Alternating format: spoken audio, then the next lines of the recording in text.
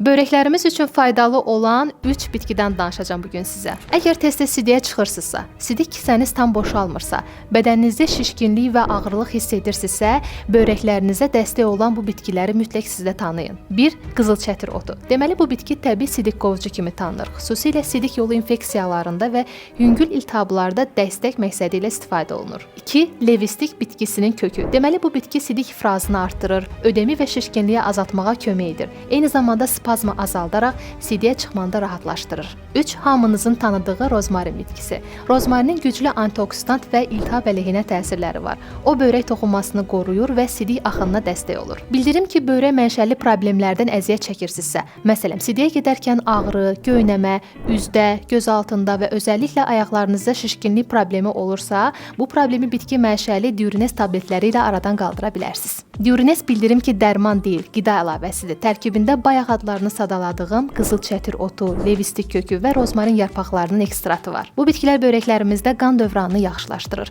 iltihab əleyhinə təsir göstərir, daşların yaranmasının qarşısını alır, sidik ifrazını yaxşılaşdıraraq sidik yollarında yaranan spazmı da aradan qaldırır. Nəticədə isə bədəndə, ayaqda, üzdə olan şişkinlik azalır, sidiyə getmə zamanı yaranan göynəmə və ağrı problemləri də yoxa çıxır. Bildirim ki, məhsulun bir qutusu 1 aylıq müalicə üçün kifayət edir. Polşa istehsalı olan diurines tabletlərini bütün apteklərdən əldə edə bilərsiniz.